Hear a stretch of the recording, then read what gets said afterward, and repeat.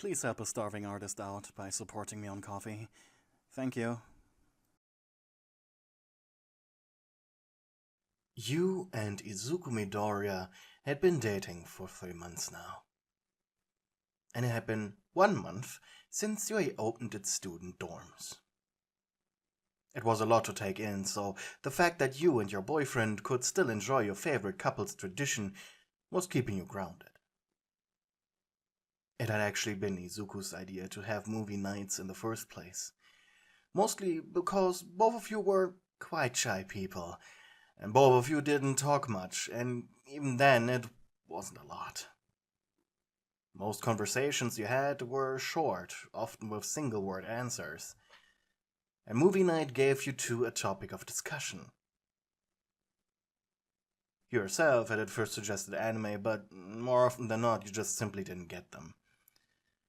And binge-watching a show with over 30 episodes was tiring to him. So movies it was. And more often than not, it was a topic for discussion for a few days. So the both of you considered it a win-win. Izuku yawned and leaned back. Tonight, the two of you were watching a rather boring horror movie. Despite his shy and borderline cowardly personality, he had extensive knowledge of horror movies, as his mother watched them all the time. In other words, he only needed to see the protagonists, and he could tell who would die in the right order, even when to take toilet breaks to avoid jump scares. But despite this, he couldn't help but feel tense. Probably a side effect of your presence. He glanced towards you and suppressed a chuckle. You were on the edge of your seat, your lower lip quivering with anticipation as the main character and obvious final girl walked into a dark hallway.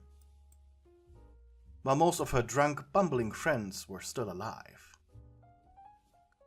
Sometimes you wondered why he loved you so much, and, well, most of the time moments like this happened right afterwards. Your mouth formed the words, "Don't go there." He very quietly sighed contentedly. And then, a quick flash erupted through your window, making both of you shriek. "What was that?" you shouted. He got up to check. Looks like it's going to rain really soon," he said with a nervous chuckle.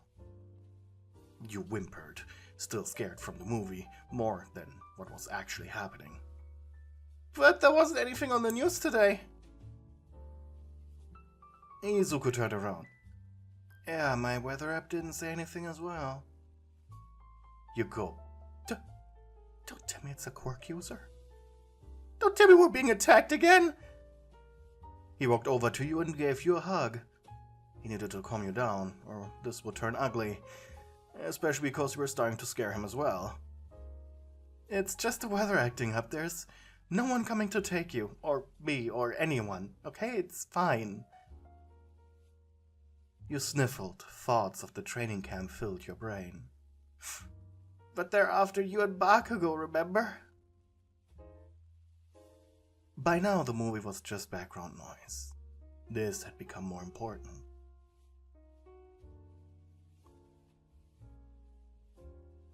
"It basically just happened." He took your hand in his. "They won't attack this soon, trust me. They gotta lick their wounds." His emerald green eyes are focused on yours. "And if they have the audacity to attack us on movie night, I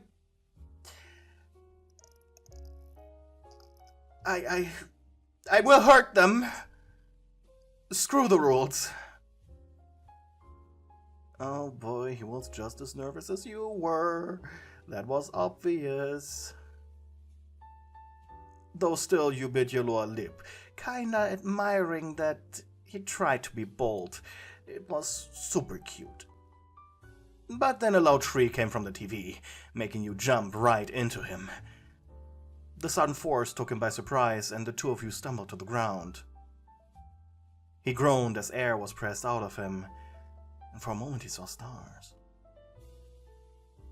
Part of him was glad it was your embarrassed face he was looking at when his vision normalized. "I'm sorry," you cried. To avoid a long period of apologies from you, he wrapped his arms around your waist. Feeling his warm and large hands on your back calmed you down, and you allowed yourself to sink your head into his chest. Izuku smelled like strawberries. You smiled. Izuku still used this off-brand baby shampoo, a secret you had found out by accident while you were looking for a dental floss in his dorm room. According to him, it was because he preferred translucent shampoo, but his personal preference in desserts proved the opposite. It was thanks to your quirk, however, that you were now feeling sleepy, and judging by his yawn, it already affected him. Your quirk was called Condition Overload. It made it so that when you were affected by something, others around you were too. This included drowsiness, being drunk, excitedness, anger, and being horny, the latter of which Midoriya seemed to find the most troublesome, especially when it was in public. However, the side effect of your quirk was that the more people you affected, the harder it hit you yourself. This technically could make you a sort of time bomb. If one could resist your quirk, they could cart your sleeping form into an enemy group and instantly make them fall asleep. This had you won many training battles already, and was the reason you carried tranquilizer with yourself to inject into your own body. It was only now you realized that maybe that's why you two got along so well. After all, during an actual hand-to-hand combat fight, he became much more confident and analytical, thanks to your quirk. However, this also meant that when you were afraid of your own safety, he couldn't stay calm.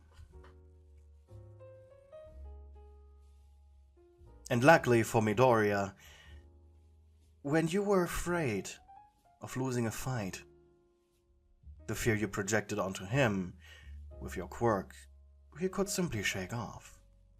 He was kinda brave like that. And then, suddenly, zap! The lights went out and both of you shrieked like children, which the two of you repeated when a loud thunder roared over your heads. The two of you were out of breath, and you could feel his muscles tense beneath you. After he had collected himself, he slowly opened his mouth. It's just a fuse. It's just a fuse. He repeated over and over, like a mantra, as if he didn't believe it himself. Because he didn't. It took both of you a minute or two until you realized, with no electricity, the defense system of UA was probably also disabled.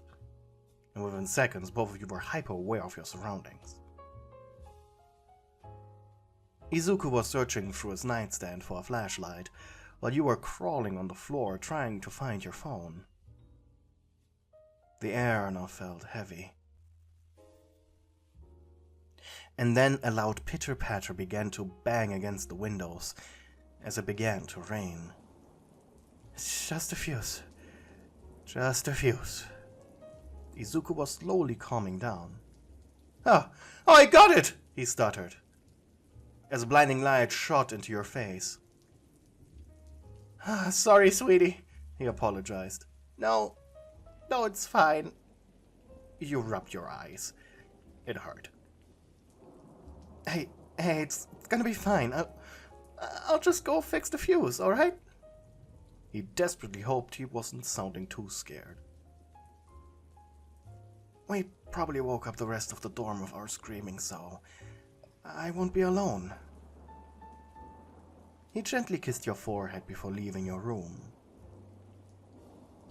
And as soon as he was out of your ring of influence, his fear turned to mild anxiety. The possibility of this being another attack was still waving through his gut, but it was bearable now, and who was he kidding? None of your classmates were running about, and both of you hadn't screamed loud enough for anyone to bother. Though his more devious side, however, hoped that some of the students' clocks would reset once the electricity was back on. He passed by the boys' rooms, then went down a couple of flights of stairs into the basement. His heart sank upon seeing the fuse box. Didn't look like the one at home. He took a deep breath and just randomly pulled on the levers. "Oh God, I hope I don't break anything," he mumbled to himself. The lever, however, stood in place, and a small light at the top right corner of the fuse box lit up. He shrugged and left, slowly walking back to your room.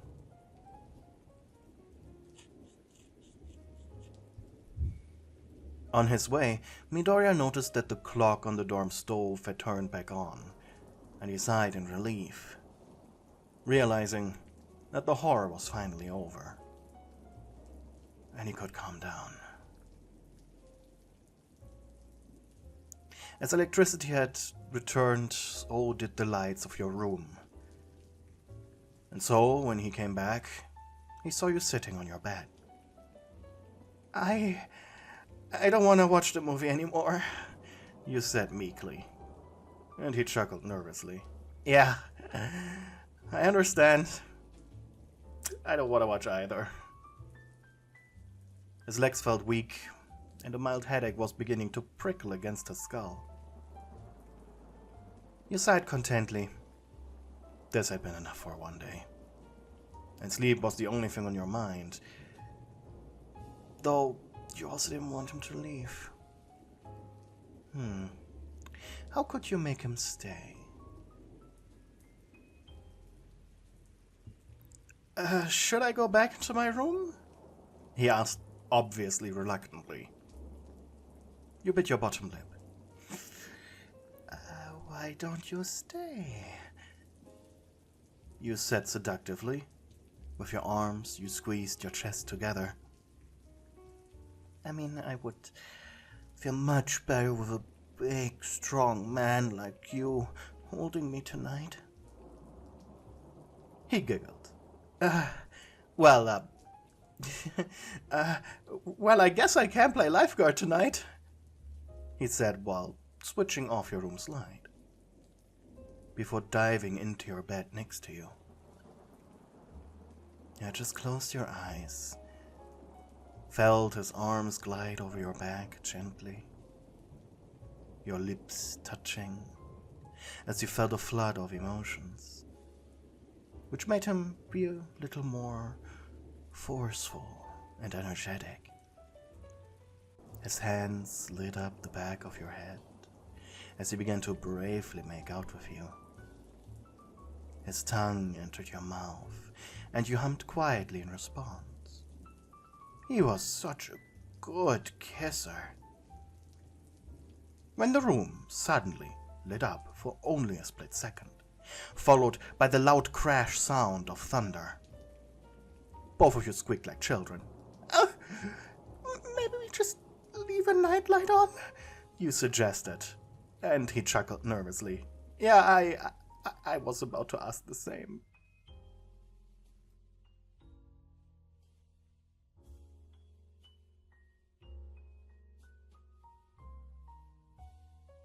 Hey, thank you for watching my video until the end. If you're new here, I hope you stick around and watch a few more. But before I say goodbye, I'd like to remind you to like the video and subscribe. That really helps the YouTube algorithm. That's all. Hope you have a good day. Until next time. Bye!